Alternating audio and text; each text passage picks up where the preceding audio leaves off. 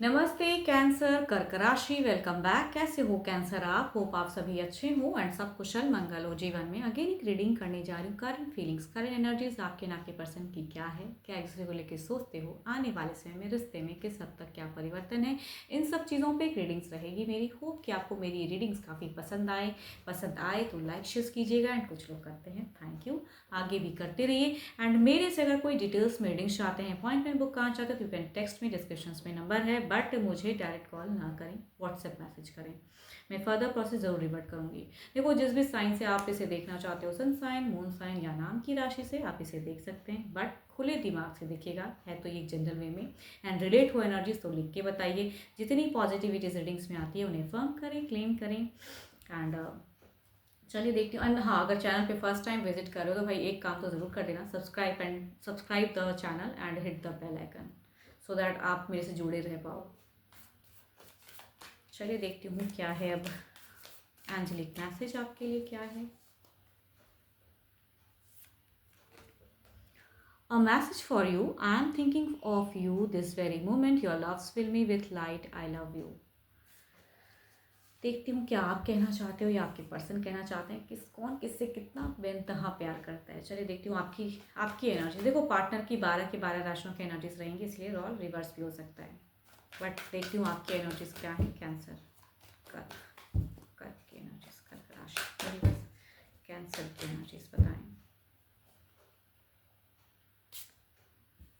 तो यहाँ पे अगर मैं बात करूँ तो आपकी अगर कहूँ प्रेजेंट में आप कुछ हील करना चाह रहे हो। आई थिंक आप कुछ स्टेक लेना चाह रहे हो सिचुएशंस को बेटर करने के लिए। आपका मन उनकी तरफ में बढ़ रहा है। यहाँ पे रिकन्सिलेशंस की सोच है, या कहूँगी ज़िंदगी में एक न्यू पड़ाव भी कुछ लोगों के लिए हो सकता है कि ज़िंदगी में एक चीज़ को क्लोज करके आपने एक नया ज़िंदगी में जीने का नए ढंग से कुछ हो सकता है कि आप डिसीजन लिए हो। कुछ लोगों के लिए ऐसा भी सिचुएशन हो सकता है कि आपने कुछ अपने लिए भी डिसीजन लिया हो, बट देखिए पर्सन से रिलेटेड क्या है। ओके,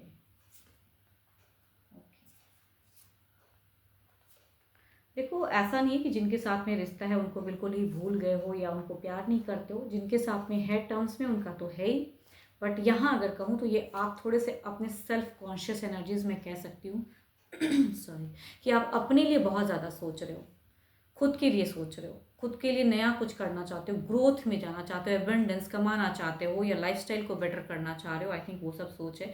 रिलेशनशिप की अगर मैं बात करूँ तो कुछ चीज़ें स्टक है जिसे आप सोचते हो अकेले में, बट उस टॉपिक पे बात नहीं करना चाहते हो पर्सन से, है ना, कि आप बात कर, ऐसा नहीं कहूँगी ये बातें नहीं हो रही हैं, बिकॉज आपको लगता है कि अगर वो टॉपिक को फिर से छेड़ दिया ना तो आने वाले समय में फिर झगड़े ही होने वाले हैं। तो आई थिंक आप साइलेंट मोड में हो एंड अपनी ज़िंदगी में जो प्रोग्रेस चाहिए, कुछ लोगों के लिए अर्निंग वाइज, कुछ लोगों के लिए नई ग्रोथ देख रहे हो, तो वो चीज़ों को, या रिलेशनशिप को अगर कहूँ तो न्यू सिरे से देख रहे हो आप, है ना, क्लोजर्स किया है कई चीज़ों को। पास्ट में जो एक आदतें थी वो उस पर भी वर्क किया है, उसको सुधारा है। एक इमोशंस बढ़ाने की कोशिश करते हो आप इनके तरफ में, बट आप कहूँगी फिलहाल अगर करियर पे भी अगर कहूँ तो वो भी चीज़ आपका दिखता है। एंड आप कहीं ना कहीं अगर कहूँ तो कुछ प्लान कर रहे हो जाने का, या आपका ट्रैवलिंग का फेजेस दिख रहा है मुझे। कुछ लोगों के लिए कहूँगी अब्रॉड भी हो सकता है, कुछ लोगों के लिए कहूँगी मतलब शॉर्ट टाइम के लिए कहते हैं ना आना जाना, वो चीज़ें। अगर डिस्टेंस लव है तो डिस्टेंस में जाके उनसे कम्युनिकेट करना या बात करना या कुछ टाइम स्पेंड करना, या साथ में अगर रहते तो घूमने फिरने कह सकती हूँ। बट आप नए सिरे से फिर से एक चांस, सेकंड कनेक्टिविटी कुछ लोगों के लिए हो सकता है कि आप करना चाह रहे हो, बट जो टॉपिक से रिलेटेड कभी अगर झगड़ा होता है ना आप लोगों का, तो उस टॉपिक पे बात नहीं करना चाहते हो। आई थिंक कुछ कमिटमेंट इश्यूज कुछ लोगों को हो सकता है, या तो कहूँगी आपके पर्सन के घर परिवार में से कुछ लोग ऐसे हैं, या बाहरी कुछ लोग ऐसे हैं, या उलझने ऐसी क्रिएट कर देते हैं कि जब भी वो बात होगी तो कहूँगी वहाँ झगड़े होंगे। ये आपको अब क्लियर हो चुका है। तो कुछ चीज़ें जीवन में कहते हैं ना कि क्लियर हो जाना, कि मुझे पता ही है कि भाई ये चीज़ें ऐसी ही होंगी, अगर मैं इस ये करूँ तो वही मिलने वाला है। तो आपको कुछ चीज़ें तो क्लियर हो चुका है रिलेशनशिप में। इधर देखते हैं क्या है।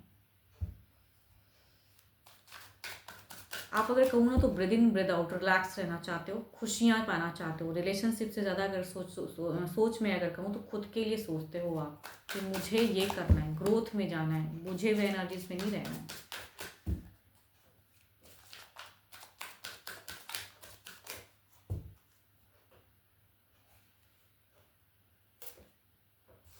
क्या बात ही है। सो मतलब ये कभी कभी कोइंसिडेंट में कह सकती हूँ, या कहूँगी शायद यूनिवर्स यही चाहते हैं। आपकी जो फर्स्ट कार्ड है वही इनकी फर्स्ट कार्ड निकल के आई है। दैट इज़ कहूँगी अपने अपने वे में, या ये इस कार्ड को मैं रिकॉन्सिलेशंस भी कहती हूँ, या कहूँगी अपने अपने वे में भी ये कार्ड को मैं रीड करती हूँ कभी कभी, कि भाई सिचुएशंस में ना कभी कभी लोग अच्छे ढंग से कहते हैं कि सेपरेट हो जाऊँ, तो अपनी ज़िंदगी आप जियो, इनकी ज़िंदगी ये जी वो भी। बट कुछ लोगों के लिए कहूँगी ये कार्ड रिकॉन्सिलेशंस को भी बताता है, या हीलिंग फेजेस देखती हूँ। बट आपके पर्सन आपकी तरफ में किस वे में है, फीलिंग्स क्या है। देखो भाई, यहाँ पे अगर जिनकी भी है तो ये घर परिवार आपको सबको लेके चलना चाहते हैं, बात करना चाहते हैं, पर्सन हील करना चाहते हैं। एंड जो भी इल्यूजन्स था ये भी कहीं ना कहीं उस चीज़ से कट ऑफ रखते हैं कि ना करूँ बात। एंड ये पर्सन आपको बहुत ही प्यार करते हैं, अपने आप को भी संवार रहे हैं कि आप इनको और भी प्यार करो, इनको रिलेट करो। इनकी सोच अगर कहूँ तो अगर कोई थर्ड पार्टी या इनके कोई फैमिली मेम्बर्स में से हैं जिन्हें आप पसंद नहीं करते हो, उसकी वजह से कुछ चीज़ें फसाद होती हैं, क्योंकि ये पर्सन अब ये भी नहीं चाहते कि उनको लेके चलो या उन पे बात करो। इनसे प्यार करते हो, इनसे ही बात करो। जिनकी एनर्जीज ये दिख रही है, हीलिंग करना है रिश्ते को, तो आप भी समझ चुके हो कि अब वो बात करके कोई लाभ नहीं है मुझे। अगर मैं उस पर्सन से रिलेटेड बात करूं तो वही झगड़ा होगा। आई थिंक ये पर्सन भी नहीं चाहते हैं ब्लॉकेज में जाना। इनको भी लगता है कि आई थिंक अगर ये बात करेंगे तो यहाँ झगड़ा ही होगा। देखो, ये अपने परिवार को फिलहाल अगर कहूँ तो प्रायोरिटी स्वरूप आपके और परिवार के बीच में, मतलब इनके पेरेंट्स हों या बच्चे हों, या अगर डुअल रिलेशनशिप वाला अगर है कोई अफेयर्स वाला, उनकी प्रायोरिटी इनका परिवार है। आप हो बट प्रायोरिटी इनका परिवार है, ठीक है। आपके साथ में अगर आप इनके हस्बैंड या वाइफ में से कोई हुए तो कहूँगी उनके लिए अगर कहूँ तो ये पर्सन अभी फिलहाल शांत होकर, जैसे आप हील करना चाहते हो ये भी हील करना चाहते हैं। गिव एंड टेक वाली एनर्जीज हैं। एंड अगेन जो एंजली की मैसेज में आया था कि I am thinking of you, तो वही बात है कि आप भी थिंकिंग करते हो, ये भी थिंकिंग करते हैं। एंड देयर इज अ कहूँगी रिकॉन्सिलेशन, अच्छी सोच मैं कह सकती हूँ। थोड़े से कंफ्यूज हैं फ्यूचर्स को लेके, आप भी कंफ्यूज हो, बिकॉज आपको लगता है कि सेम टॉपिक झगड़ा ही कराएगा। तो आई थिंक आप भी थोड़ा इग्नोर कर रहे हो, ये भी इग्नोर करें तो अच्छा है। चलो, आप दोनों ही अगर एक दूसरे को अंडरस्टैंड कर रहे हो, तो जिनकी भी एनर्जीज आ रही है भाई, यहाँ पे अंडरस्टैंडिंग लेवल की अगर मैं बात करूँ तो अपने अपने वे में है। गिव एंड टेक, जैसा आप करोगे वैसा ये कर रहे हैं, जैसा आप ये कर रहे हैं वैसा आप कर रहे हो। इक्वल वाली एनर्जीज मैं कह सकती हूँ इसको, कि दोनों की एनर्जीज में एक बात कॉमन है कि जिस हद तक, जिस वे में नापा तौला हुआ प्यार कहते हैं ना, या नापा तौला हुआ रिश्ता, वो मैं कह सकती हूँ। 7 ऑफ कप्स। चलो इधर देखती हूँ क्या है।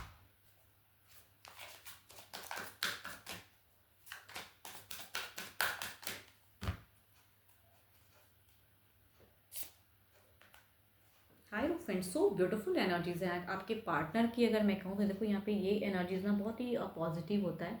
भगवान करे कि आपके पर्सन इस वे में आपको लेके चले या सोचें। एक कहते हैं ना कि ऐसा प्यार जो यूनिवर्स ने बनाया है तो मिलेगा ही, कहूँगी वो चीज़ें दिखती हैं ओवरऑल में। बहुत ही अच्छा कार्ड में, ये चाहे ना चाहे बट बंधन ऐसा है, रिश्ता ऐसा है कि जिस वे में भी रहो आप दोनों ही एक दूसरे के लिए सोचते रहोगे।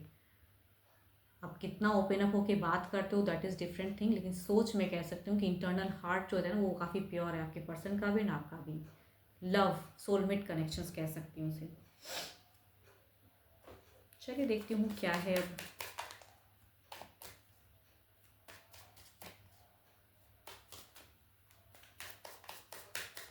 नियरेस्ट कुछ फ्यूचर्स की एनर्जीज देखते हैं। 7 ऑफ कप्स। अगर कुछ चीज़ें अच्छी हो रही है, डेथ को कहूँगी, फर्स्ट कार्ड डेथ है, लास्ट कार्ड डेथ है। एंड डेथ ये रिप्रेजेंट कर रहा है। एंड जितनी सिनेरियो जो आपकी कार्ड्स में दिख रही हैं कि जो चीज़ें बेटर चल रही हैं उसको आपको ख़राब नहीं करना है, सबको लेके चलना है। जिस हद तक कर पा रहे हो रिलेशनशिप में उस हद तक करिए, जो कर पा रहे हैं उतना ही करें। टू मच नहीं करना है ना, कि फोर्स नहीं करना है, पर्सन को फोर्स नहीं करना है। कमिट की अगर रिगार्डिंग सोचोगे तो वो मुझे उतनी हद तक नहीं दिख रही है। ठंडा है अगर माहौल ना, अगर प्यार ठीक ठाक चल रहा है, रिलेशनशिप ठीक ठाक, तो उसको उसी वे में लो। उस चीज़ को हवा ना दे जिस चीज़ को हवा देने से आग लग सकती है।